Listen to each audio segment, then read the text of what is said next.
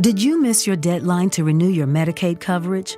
You can still send your completed annual review form to Healthy Connections Medicaid. You may be assigned to another health plan, but you can ask to come back to First Choice within 60 days of renewed Medicaid eligibility.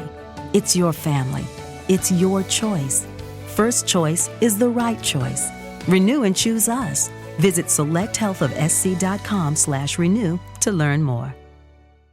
All right, here we are. You promised yourself you'll get fit and healthy. 2024 is going to be different, right? But why is it different? Because you've got Body on your side. That's Body with an I, the health and fitness app that is proven to deliver results. Whatever that goal is in front of you, we're sprinting towards it right now. Our subscribers lose 5 to 10 pounds in their first month, and we think you will too. Let's make this your year. There's even a home gym starter kit, a $100 value, free when you sign up for a year of Body. This is the training that's going to get you the results. And Body has over 120 structured home workout programs. No matter how experienced you are or what you're into, there is a program that will work for you. And Body has the largest fitness community on the planet. There are literally thousands of success stories. Nobody does results better than Body. And right now, when you sign up for a 1-year Body membership, you'll get a $100 home gym starter kit for free. Listen, if you don't succeed, you get your money back and keep the $100 in equipment as Body's gift just for trying. Sign up today at Body.com. That's bodywithanI.com. This episode from the life of Sherlock Holmes will be transmitted to our men and women overseas by shortwave and through the worldwide facilities of the Armed Forces Radio Service. Petri Wine brings you Basil Rathbone and Nigel Bruce in the new Adventures of Sherlock Holmes.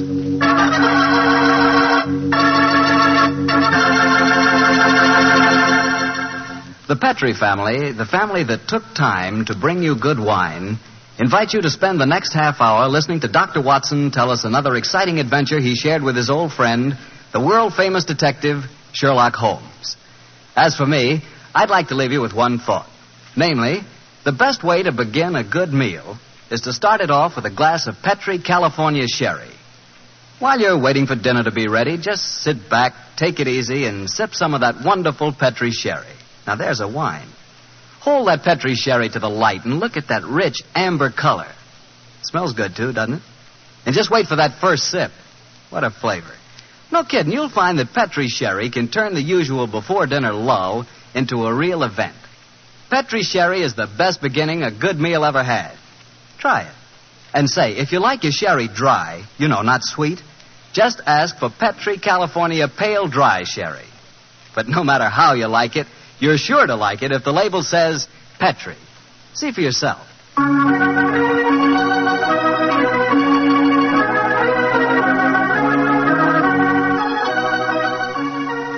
And now for the weekly visit with our good friend and host, Dr. Watson.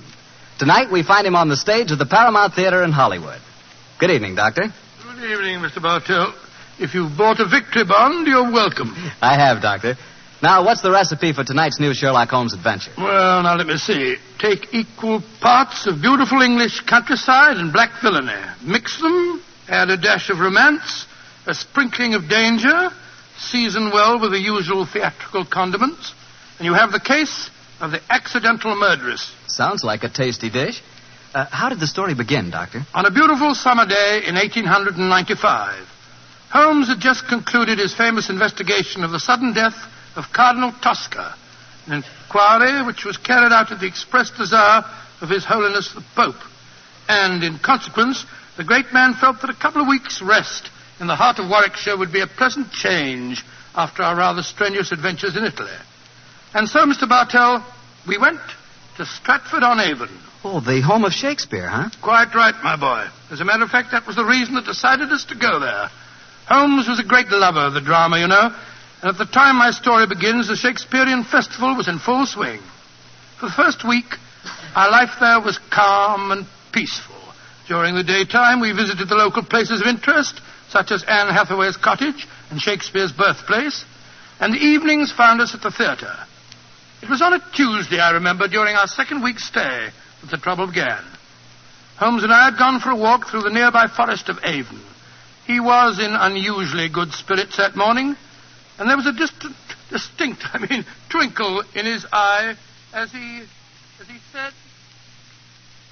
Watson, for once I begin to wish that I were a man of wealth. Oh, and what makes you say that, Holmes? The beauty of this place, old fellow. I'm perfectly certain I'd be happy in retirement here. It's rather depressing to think that in a week or two the sordid necessity of making money will demand my return to Baker Street in a world of criminals. No, I must say that in an environment like this, it is a little hard to think of crime. How does the old saying go? Where every prospect pleases, and only man is vile. Yes, but Shakespeare puts it even better, old chap. Oh, really? What's he say? Oh, surely you remember the speech in As You Like It. We saw the production 2 nights ago. Oh, I don't remember the speech. How did it go? In this setting, it's really remarkably apposite. Are not these woods more free from peril than the envious court? Here feel we but the penalty of Adam, the season's difference. Don't you remember? Sweet are the uses of adversity, which like the toad, ugly and venomous, wears yet a precious jewel in his head. And this our life exempt from public haunt finds tongues in trees, books in the running brooks, sermons in stones, and good in everything. I would not change it. Upon my soul, you read that much better than the fellow on the stage the other night. Don't tell me I adopted the wrong profession, Watson. Oh, dear me, wait a minute. Path seems to end here. Nothing but dense trees ahead of us. There's another path over there. I think it leads down to the river. Then let's follow it. The Avon is always... Great Scott, that was a... Holmes! Holmes, you hurt? Yes, I think I am. Bullet hit my shoulder. I think it's only grazed it. Well, get off your coat quickly. Let's have a No, look. it's only a scratch. First, let's find out where it was fired from. I heard the thud of a bullet in the tree behind me. Yes, here we are. Give me a penknife, old fellow, will you? There you are. Thanks. Do you suppose that shot was deliberate? Well, I can't imagine someone mistaking me for a rabbit, Watson. By the way, there was a curious echo to that shot. I don't know whether you noticed it. Uh-huh. Here's the bullet. Now, let me see. I was standing there. A line from this bullet hole in the tree through the spot where I was standing would indicate that the shot was fired from that cluster of trees over there. Come on, Watson.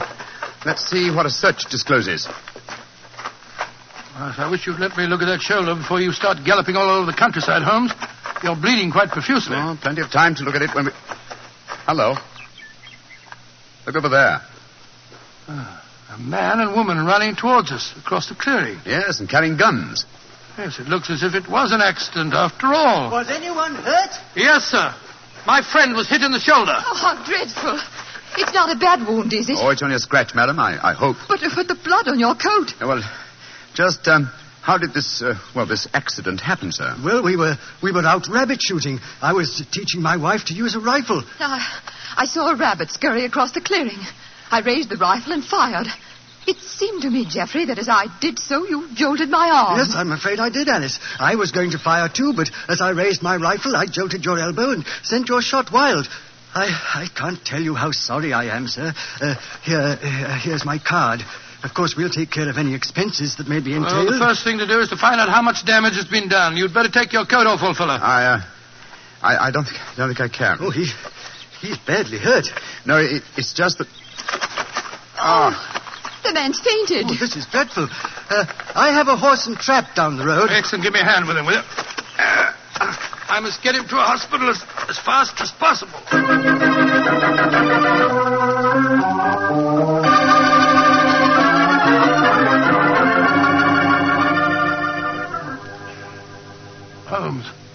Holmes, you feeling any better?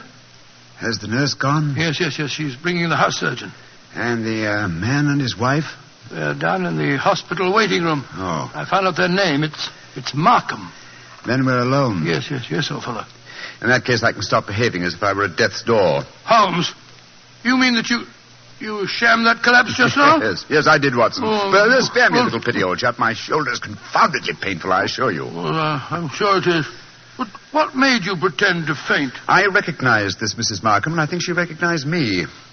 It's important she assume I'm out of action for a while. Oh? Mrs. Markham. Why? Well, Mrs. Markham is, in reality, the notorious Mrs. Dangerfield. You remember the Dangerfield case? The Dangerfield? Great Scott, yes. She was tried for the murder of her husband by poisoning, wasn't she? Yes, she was, old fellow. She was acquitted when the jury decided he was an habitual arsenic addict who happened to take an accidental overdose. Well, didn't you have some connection with the case? It was I who tracked down the sale of the arsenic she claimed to have bought for cosmetic purposes. Well, if you ask me, that shot at you was no accident. Oh, of course it wasn't. I'm certain that I was recognized. In any case, her record is a bad one. Prior to her husband's death, there was an episode in which her uncle was killed in a shooting accident on a grouse moor in Scotland. An uncle who left her a large fortune on his death. And I suppose Mrs. Dangerfield was a member of the shooting party when the accident happened. Yes, she was. She's something of a femme fatale, Watson. I must plan my actions very cautiously. I'm up against a dangerous opponent. Well, you'll have to stay in the hospital until your wound's being examined and dressed. That's true, old fellow. And while the local staff are taking care of that, I want you to shadow the Markhams. Of course I will, Holmes. Stick close to them, old fellow. Make them believe that I'm going to be kept here for some days. Find out as much as you can, and then report to me. Right, I'll do my best.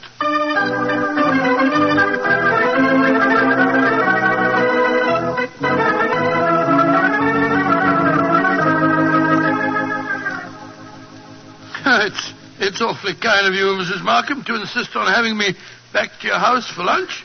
My dear Dr. Watson, after injuring the famous Mr. Holmes, it's the least I could do. Of course it is. Geoffrey, dear, will you bring us some sherry? It's Ada's day off, you know. Very well, Alice. Is anyone else coming to lunch? Only Dennis Romney. Oh, Lord, that fellow seems to live here. Well, I'll go and get the sherry. Sit down, won't you, Dr. Watson? Thank you, madam, thank you. You say that you think Mr. Holmes will be in the hospital for some days? I'm afraid so. The wound wasn't serious. He lost quite a bit of blood. Oh, I feel perfectly dreadful about it. Well, you mustn't blame yourself too much, madam. It was an accident. Yes, but I might so easily have killed him. Well, you haven't, and that's all that matters. Did you say that Dennis Romney was coming to lunch? Is that the actor fellow from the Memorial Theatre? Yes. Have you seen him on the stage? Yes, several times. Holmes and I have been going to the festival regularly since we came down here. A fine actor, isn't he? A shame they give him such poor parts. Well, it was really good. Imagine them letting that frightful Basil Grant play Hamlet last night, while Dennis only played Laertes. Dennis is 3 times a better actor. I suppose he is. He's coaching me in acting. Oh, coaching you? Really? Yes, he thinks that I may be able to get small parts here next season. I've always had a great urge to go on the stage, but no one's ever encouraged me before. Oh, here's Geoffrey. This sherry's rather special, Doctor. Jerez de la Frontera. Only a few bottles left. Oh, that's very nice of you, sir. Oh, that must be Dennis. I'll go let him in. We might as well have a drink. You'll find it'll help making this actor fella more tolerable. I take it, Mr. Markham, that you're not an admirer of Mr. Dennis Romney's. Can't bear him. He's always quoting Shakespeare and behaving generally as if he were another Irving. He's got Alice completely fooled. Here's a glass, Doctor. Oh, thank you, sir, thank you. Dennis, I want to introduce you to Dr. Watson. How do you do, Mr. Romney? How do you do, sir? Hello, Geoffrey. Want a glass of sherry? Thanks. That'd be very nice. Are you a disciple of the theatre, Dr. Watson? Well, hardly a disciple, sir, but I've been attending the festival during the last week. I enjoyed your performances immensely, if I may say so. Oh, you may say so, Doctor. Here's your sherry, Dennis. Oh, don't be crotchety, Geoffrey. And please remember that Dennis is our guest. Oh, it's all right, Alice. I know that Geoffrey's bark is a good deal worse than his bite. And what play are you appearing in tonight, Mr. Romney? King Lear. I shall once again portray the thankless role of the King of France. While that incredibly bad actor, Basil Grant, tears a multitude of passions to tatters in his rendition of Lear. Oh, horrible, horrible, most horrible. I thought his Hamlet was atrocious last night, Dennis. Wasn't it? When he came to his final line, the rest is silence, was as much as I could do to prevent cheering. I felt rather the same way when you were killed in the duel, Dennis. Oh, Geoffrey, you're being intolerably rude. Why don't you take Dr. Watson upstairs and show him your butterfly collection? Then at least you'll know what you're talking about. Are you interested in butterflies, Doctor? I have quite a rare collection. Oh, really? I'd like to see them very much. Come on, then. I think we just got time before lunch. Try and bring yourself down with a few better manners, Geoffrey, dear. I'm really quite an easygoing man, Doctor, but the arrogance of that fellow Romney infuriates me. Well, I must say he does seem to have rather a good opinion of himself. Don't put too much weight on that balcony rail. It's absolutely full of wormholes. Part of the attraction of an old house, my wife tells me. But I regard it as confoundedly dangerous. Yeah, And this is my little museum. In these cases, I think you'll find some of the finest specimens of Lepidoptera you've ever seen. It's my hobby, and I may say that, with the exception of the Natural History Museum, I doubt if you'll find a finer collection. It must have taken you years to collect them. It has. Many years, many disappointments, and a great deal of patience. Look at this fella. He's my prize specimen, a North American monarch. North American monarch? Beautiful, beautiful. Yeah, isn't he? And this is an admiral. Well, of course I know him. Rare. And this is a perfect bee-hawk moth. Bee-hawk moth? Here's an emperor. Ever see more exquisite markings? Well, never. Tell me, Mr. Markham, when you captured a butterfly, how'd you kill it without marking it in any way? With poison. Oh? What poison? Cyanide. Not arsenic? You heard me say cyanide, Doctor. The only reason I mention it is that a friend of mine collected butterflies once, and I'm certain that he always used arsenic to kill them. Why'd you keep talking of arsenic?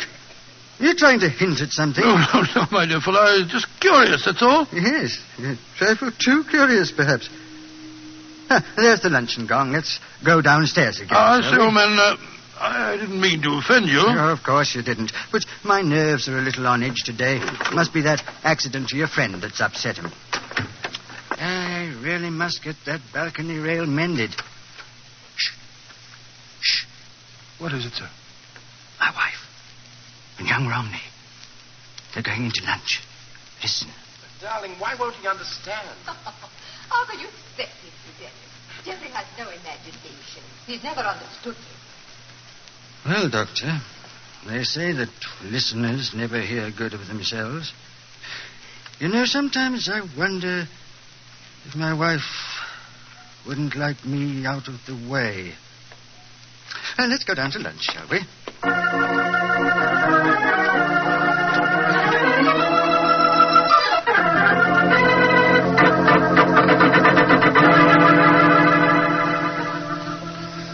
And so, Holmes, that's the story up to now. A very interesting one, too, Watson. So you think that Mrs. Markham is planning to kill our husband, eh? Oh, it's obvious. She's in love with the actor fellow, Dennis Romney. Her husband's in the way, and if she doesn't want to use poison this time, there's a perfect setting for murder in that crumbling balustrade on the landing. Mm-hmm. One push when he wasn't looking, and it'd be the end of him.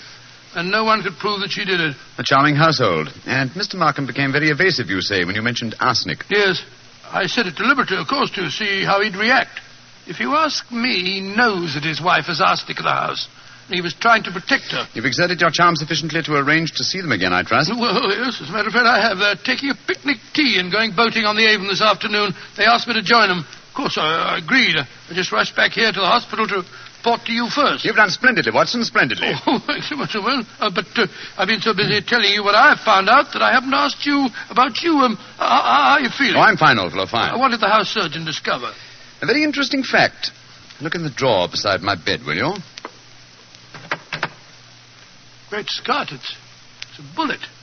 A bullet that the house surgeon removed from my shoulder. But we found a bullet in the tree also. Precisely. Therefore, 2 bullets were fired. But, good Lord, that means... It means, old chap, that we have a dangerous task ahead of us. Not to solve a murder, but to prevent one.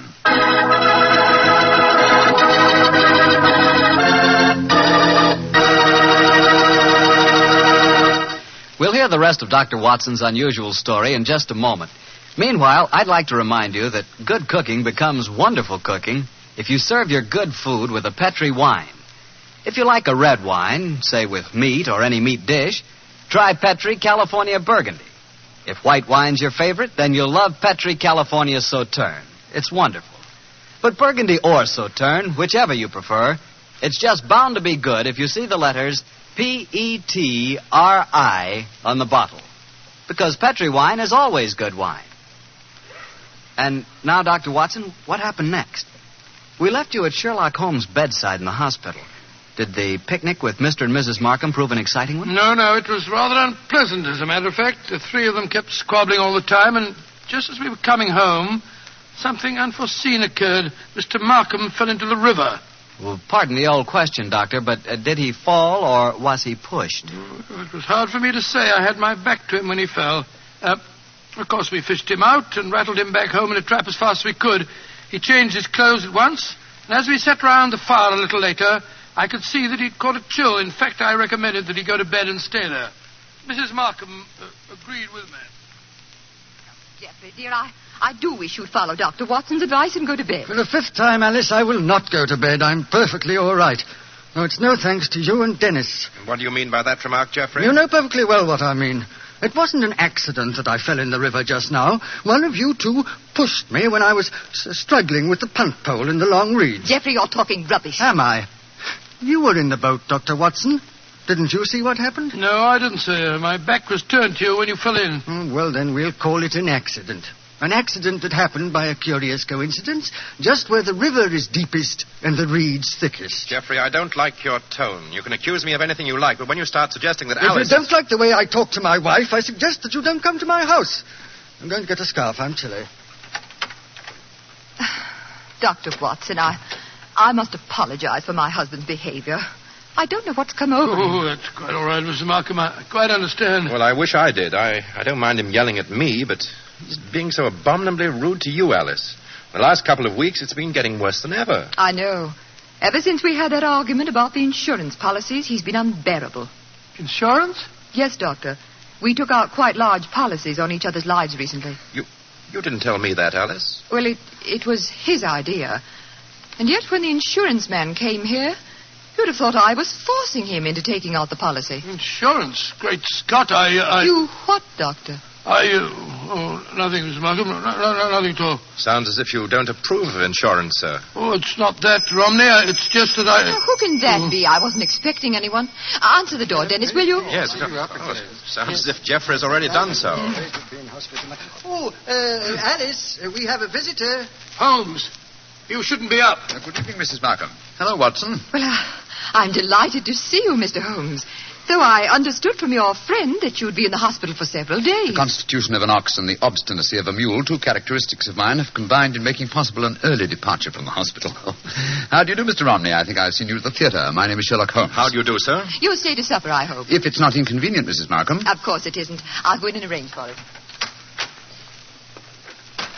Upon my soul, Holmes, I'm glad to see you. And are you, old fellow? Let's take a stroll on the terrace, shall we? It's rather warm inside this evening. You can go out through the French windows. Oh, thank you, Mr. Markham.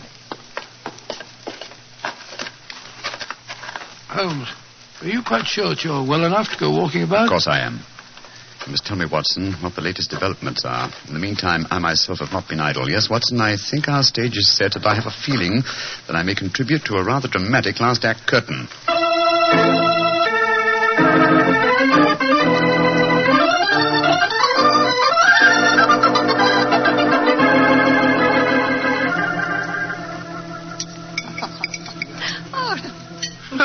A delightful meal, Mrs. Markham. Well, thank you, Doctor. Mr. Holmes, you're not eating very much. My appetite is a trifle jaded. The mental fencing that we have indulged in during the meal has been somewhat disturbing. I don't understand you. Oh, come now, madam. I know that you were once Mrs. Dangerfield, and you know that I know it. Why keep up the pretense any longer? Very well, Mr. Holmes. But we needn't converse in lowered voices. I'm sure that you've told Dr. Watson whatever there is to know, and perhaps more. I admire your courage, madam. Geoffrey, Dennis. Yes, sir. I want you to listen to this. Mr. Sherlock Holmes knows that I was once Mrs. Dangerfield. He's apparently under the impression that this is a dark secret of mine. Mr. Holmes, Geoffrey knew and loved me before I ever married Mr. Dangerfield. Of course I did, Holmes. He stood by me during the horrible trial after my first husband's death. And I told Dennis about the whole miserable business months ago. So I really don't see that you've uncovered any great secret. Not yet, Mrs. Markham, but I have a feeling that it's only a matter of moments. So you haven't got any secrets from Dennis either, eh? There's no need to shout, Geoffrey. And there's no need for Dennis to be in my house. Get out, Romney, and stay out. This business between you and Alice has gone far enough. I'll go when Alice tells me to. Well, if you won't go, then I'm not going to sit here. I'm going upstairs. You're shaking like a leaf, sir. You've got a fever. Don't you think you'd better go to bed? Mind your own business and leave me alone. Mrs. Markham, I really think you should persuade your husband to go upstairs and lie down. Don't worry, Mr. Holmes. I know how to handle him. I'll take him up. Put an arm around my shoulder, Geoffrey. Come along. We should follow them, Holmes. They have to pass that crumbling banister on the landing. With him in that state, she might try to... What are you suggesting, Doctor? Shh. Come and watch. Both of you. We can observe them both from the foot of the stairs here. They're on the landing. She's on the outside. Look. Markham stumbled against her. He's pushed her against the railings. Look out! Come on, up the stairs. Alice, are you all right? Yes, but Geoffrey tried to push me through the railing. That's a lie. No, it isn't, sir. The three of us were watching you from below. But the railing held. I don't understand. I can explain that, Watson. This afternoon, while you were all at your picnic, I came here with a local carpenter. You had informed me, old fellow, that it was the maid's day off, and I took the liberty of reinforcing that decaying woodwork. What the blazes do you think you've been up to, Holmes? Preventing murder, sir, and finding the true solution to the Dangerfield case. What do you mean, Mr. Holmes? The true solution? Surely it's obvious to you, Mrs. Markham. You have told us that your present husband loved you before you married Mr. Dangerfield. It was he who accidentally killed your uncle so that you might inherit a fortune. It was he who accidentally gave your first husband an overdose of arsenic. Arsenic that he obtained for the purpose of destroying butterflies. Yes, and it was he who tried to send you to your death by pushing you through those railings. And all the time, Mrs. Markham, I thought that you were the potential murderer. You fellows have got hold of the wrong end of the stick. All I've been trying to do is to conceal the fact that my wife was a murderess. Geoffrey, how can you say that? Markham, if you were a Just a younger moment, man... Mr. Romney. I'm not through with him yet. This talk is all very dramatic, Mr. Holmes, but I wonder how you're going to be able to prove Dr. anything. Watson, Mr. Romney, and I will testify to the attempt that you've just made on Mrs. Markham's life. Yes, and what about the attempt on your life, Holmes? Obviously, it was Markham who fired at you in the woods. But my wife has already admitted firing the shot. True, sir. But 2 shots were fired. The one that your wife fired, we found in the tree. The one that you fired was extracted from my shoulder in the hospital. Then the 2 shots were fired simultaneously. You remember, Watson, that I commented at the time on a curious echo. Mrs. Markham told us that her arm was jolted as she pulled the trigger. That was when the other rifle was fired. Mr. Markham didn't want me on the scene when he staged his latest accident, and so he tried to kill me. What kind of a devil have I been living with all these years? I think I'm going to kill you, Markham. Don't come near me. Keep him away from me. Leave him to the law courts, Mr. Romney. British justice may be slow, as indeed it was in the Dangerfield case, but in the long run it is sure. You'll find that out, Mr. Markham, on the gallows.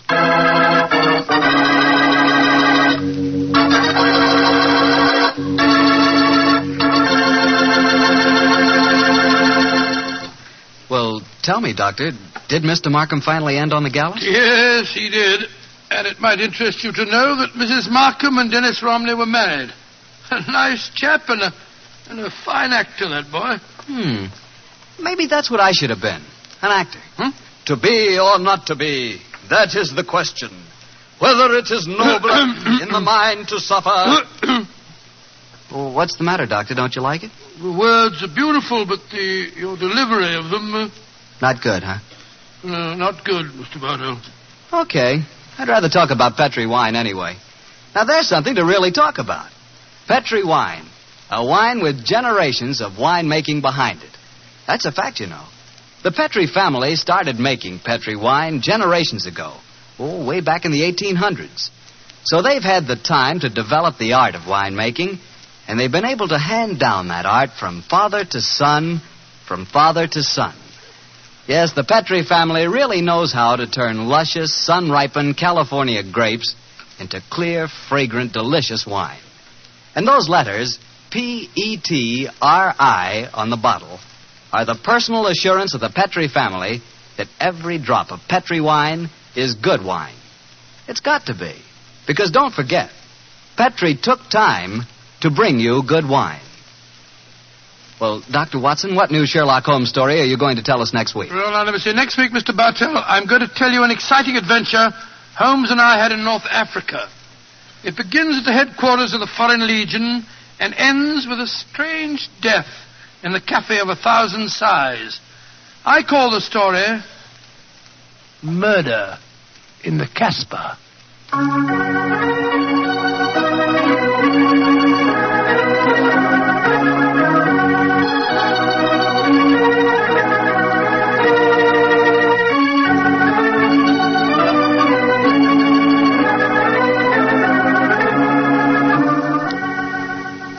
Tonight's Sherlock Holmes adventure is written by Dennis Green and Anthony Boucher and was suggested by an incident in the Sir Arthur Conan Doyle story, The Adventure of Black Peter. Music is by Dean Fosler. Mr. Rathbone appears through the courtesy of Metro-Goldwyn-Mayer and Mr. Bruce through the courtesy of Universal Pictures, where they are now starring in the Sherlock Holmes series.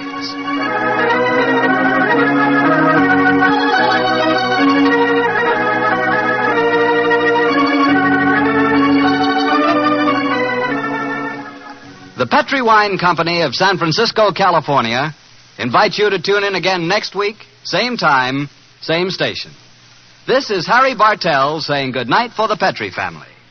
This program originated in the Paramount Theater in Hollywood for an audience of Victory Bond buyers.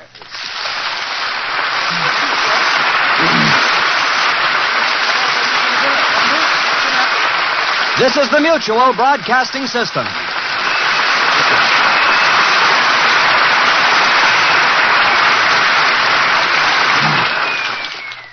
Lucky Land Casino, asking people, what's the weirdest place you've gotten lucky? Lucky? In line at the deli, I guess? Aha, in my dentist's office. More than once, actually. Do I have to say? Yes, you do. In the car before my kids' PTA meeting. Really? Yes. Excuse me, what's the weirdest place you've gotten lucky? I never win and tell. Well, there you have it. You can get lucky anywhere, playing at LuckyLandSlots.com. Play for free right now. Are you feeling lucky? No purchase necessary. Void where prohibited by law. 18+. Terms and conditions apply. See website for details. Judy was boring. Hello. Then Judy discovered ChumbaCasino.com. It's my little escape. Now Judy's the life of the party. Oh, baby, mama's bringing home the bacon. Whoa, take it easy, Judy. The Chumba life is for everybody. So go to ChumbaCasino.com and play over 100 casino-style games. Join today and play for free for your chance to redeem some serious prizes. ChumbaCasino.com. No purchase necessary. Void where prohibited by law. 18+. Terms and conditions apply. See website for details.